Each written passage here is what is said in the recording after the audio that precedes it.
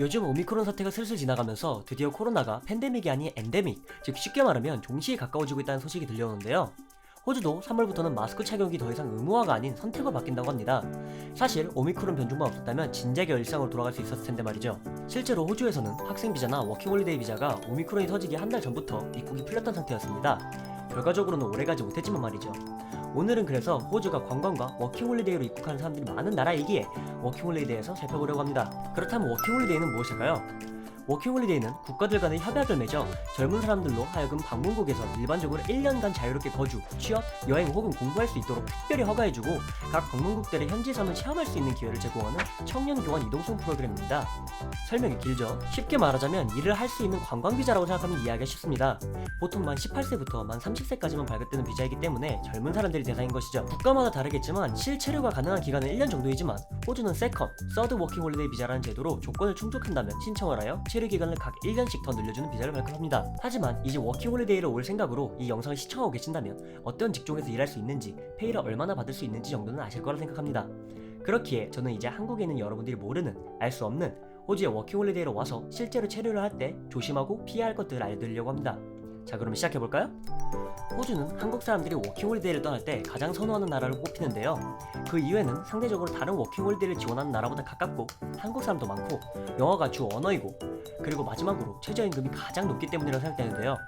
앞서 말했듯이 호주는 2020년 기준 17,042원으로 전 세계에서 가장 높은 최저임금을 지급하는 나라입니다. 하지만 실제로 이 정도 금액을 받을 수 있으려면 일단 기본적으로 말은 통해야 됩니다.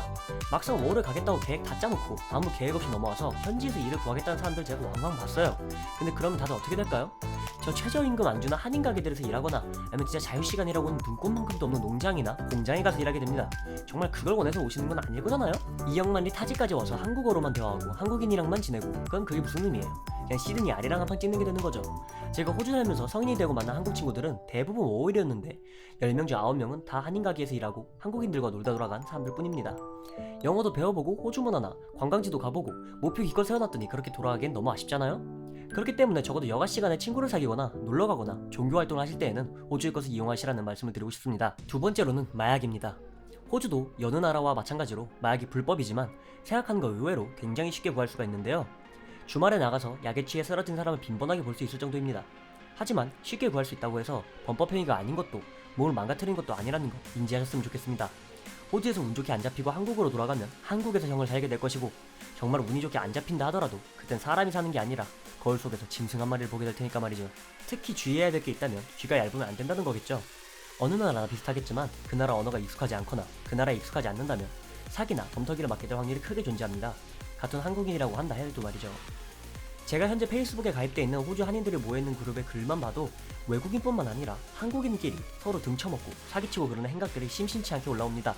그렇기 때문에 무언가 하시려 할 때 잘 모르겠거나 확실하지 않다면 충분한 자료조사와 전문업체 등등을 알아보셔서 진행하시는 걸 추천드립니다. 그리고 제가 가장 중요하다고 생각하는 팁이 하나 있는데요. 영어를 못한다고 호주에서 생활을 못하는 건 아니지만 영어를 못하기 때문에 한국인들과만 붙어있으면 의미가 없다고 아까 말했었죠. 아무리 대화가 안 통해도 손짓 발짓 동원해가면서 대화를 해야 된다 하더라도 3개월에서 6개월 동안은 그냥 부딪혀보세요.